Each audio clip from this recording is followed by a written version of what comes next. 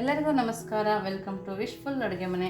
ನಾವಿತ್ತು ತುಂಬಾ ಸುಲಭವಾಗಿ ಚಪಾತಿ ಜೊತೆಗೆ ಒಂದು ಗ್ರೇವಿ ಮಾಡ್ಕೊಳ್ತಾ ಇದ್ದೀನಿ. ನೋಡಿ, ಕುಕ್ಕರ್ ತೊಗೊಂಡಿದ್ದೀನಿ. ಚೆನ್ನಾಗಿ ಕಾಳನ್ನ ರಾತ್ರಿನೇ ನೆನೆಸಿ ಬೆಳಗ್ಗೆ ಹಾಕ್ಕೊಳ್ತಾ ಇದ್ದೀನಿ. ಹಸಿ ಮೆಣಸಿನ್ಕಾಯಿ, ಚಕ್ಕೆ, ಕಪ್ಪು ಏಲಕ್ಕಿ, ಲವಂಗ, ದಪ್ಪದಾಗಿ ಕಟ್ ಮಾಡಿರೋ ಈರುಳ್ಳಿನ ಸೇರಿಸ್ಕೊಳ್ತಾ ಇದ್ದೀನಿ. 2 ಈರುಳ್ಳಿನ ಹಾಕ್ಕೊಂಡಿದ್ದೀನಿ. 2 ಟೊಮೊಟೊನ ಕಟ್ ಮಾಡಿ ಹಾಕ್ಕೊಳ್ತಾ ಇದ್ದೀನಿ. ನಾನು ದಪ್ಪಗೆ ಕಟ್ ಮಾಡಿ ಹಾಕ್ಕೊಂಡಿದ್ದೀನಿ. ಬಿರಿಯಾನಿ ಎಲೆ 2, ಉಪ್ಪು, ಕಲ್ಲುಪ್ಪು ಹಾಕ್ಕೊಂಡ್ರೆ ತುಂಬ ಟೇಸ್ಟ್ ಬರುತ್ತೆ. ಕಲ್ಲುಪ್ಪು ಹಾಕ್ಕೊಳ್ತಾ ಇದ್ದೀನಿ. ನೀರನ್ನ ಸೇರಿಸ್ಕೊಳ್ತಾ ಇದ್ದೀನಿ. ಕಾಳು ಮುಳುಗೋ ಅಷ್ಟೇ ನೀರು ಹಾಕ್ಕೊಳ್ತಾ ಇದ್ದೀನಿ. ನಾನು ನೋಡಿ ತೋರಿಸ್ತಾ ಇದ್ದೀನಲ್ಲ, ಅಷ್ಟೇ ನೀರು ಹಾಕ್ಕೊಂಡಿದ್ದೀನಿ. ಕುಕ್ಕರ್ ಮುಚ್ಚಳ ಮುಚ್ಚಿ 2 ವಿಸಲ್ನ ಮೀಡಿಯಂ ಫ್ಲೇಮಲ್ಲಿ ಇಟ್ಟು ಕೂಗಿಸ್ಕೊಳ್ತೀನಿ. ಅಷ್ಟರೊಳಗೆ ಒಂದು ಪಾತ್ರೆ ತಗೊಂಡು 1 ಲೋಟ ನೀರು ಹಾಕ್ಕೊಂಡು ಕುದಿಸ್ಕೊಬೇಕು. ನಾವು 2 ಸ್ಪೂನ್ ಟೀ ಪೌಡರ್ ಹಾಕ್ಕೊಳ್ತಾ ಇದ್ದೀನಿ. ನೋಡಿ, ಈ ಥರ ಚೆನ್ನಾಗಿ ಕುದಿ ಬರೋ ತನಕ ಕುದಿಸ್ಕೊಬೇಕು. ನೋಡಿ, ಈ ಥರ ಕೈ ಆಡಿಸಿ ಚೆನ್ನಾಗಿ ಕುದಿಸ್ಕೊಬೇಕು.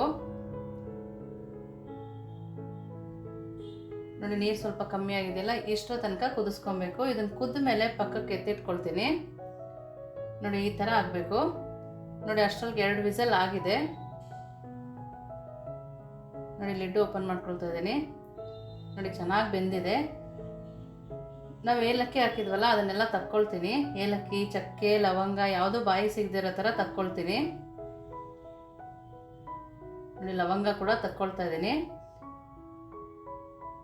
ಟೊಮೊಟೊ ಸಿಪ್ಪೆ ಕೂಡ ಬಿಡಿಸ್ಕೊಬೇಕು. ಚೆನ್ನಾಗಿ ಬೆಂದಿರೋದ್ರಿಂದ ಟೊಮೊಟೊ ಸಿಪ್ಪೆ ಬಿಡಿಸೋಕ್ಕೂ ಈಸಿಯಾಗಿರುತ್ತೆ. ನೋಡಿ, ಈ ಥರ ಸ್ಮ್ಯಾಶ್ ಮಾಡ್ಕೊಳ್ತೀನಿ ನಾನು. ನೋಡಿ, ಎಲ್ಲದೂ ನೀಟಾಗಿ ಬೆಂದಿದೆ. ಈರುಳ್ಳಿ ಕೂಡ ಚೆನ್ನಾಗಿ ಬೆಂದಿದೆ.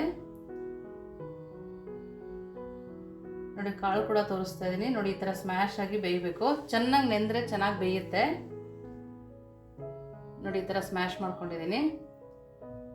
ನಾವಿವಾಗ ಟೀ ಪೌಡರ್ ಹಾಕಿ ನೀರು ಕಾಯಿಸ್ಕೊಂಡಿದ್ವಲ್ಲ, ಅದನ್ನು ಇವಾಗ ಸೇರಿಸ್ಕೊಳ್ತಾ ಇದ್ದೀನಿ. ನಾವು ಈ ಥರ ಮಾಡೋದ್ರಿಂದ ತುಂಬಾ ಟೇಸ್ಟಿಯಾಗಿರುತ್ತೆ. ನೋಡಿ, ಎಲ್ಲದನ್ನು ಸೇರಿಸ್ಕೊಂಡಿದ್ದೀನಿ.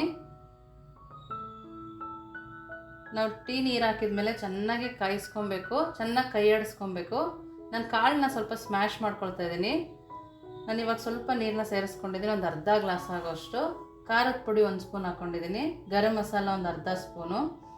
1 ಸ್ಪೂನ್ ಆಗೋಷ್ಟು ಧನಿಯಾ ಪೌಡರ್ನ ಸೇರಿಸ್ಕೊಳ್ತಾ ಇದ್ದೀನಿ. ಇಷ್ಟು ಮಸಾಲ ಹಾಕಿ ಕೈ ಆಡಿಸ್ಕೊಂಡು ಕುದಿಸ್ಕೊಬೇಕು. ಮೀಡಿಯಂ ಫ್ಲೇಮಲ್ಲಿಟ್ಟೆ ಕುದಿಸ್ಕೊಳ್ತಾ ಇದ್ದೀನಿ.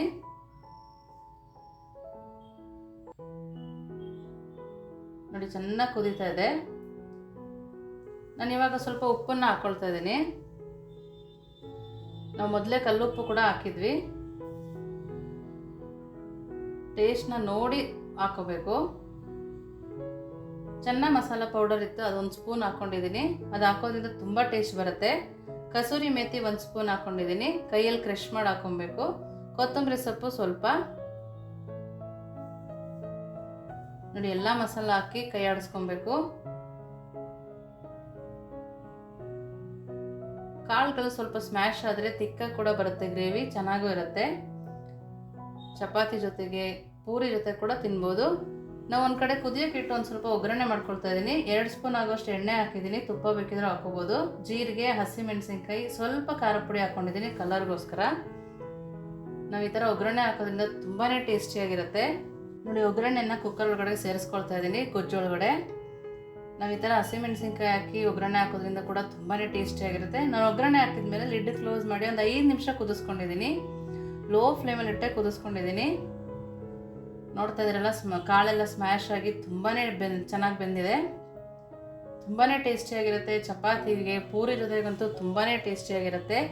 ಮಕ್ಕಳಿಗೆ ಲಂಚ್ ಬಾಕ್ಸಿಗೆ ಕೂಡ ಹಾಕ್ಕೊಡ್ಬೋದು. ನೋಡಿ, ರೆಡಿ ಇದೆ. ನೀವು ಒಂದ್ಸರಿ ಮಾಡಿ ಹೇಗಿತ್ತು ಅಂತ ವಿಶ್ಫುಲ್ ಅಡುಗೆ ಮನೆಗೆ ಕಮೆಂಟ್ ಮಾಡಿ, ಲೈಕ್ ಮಾಡಿ, ಶೇರ್ ಮಾಡಿ, ಸಬ್ಸ್ಕ್ರೈಬ್ ಮಾಡಿ. Thank you.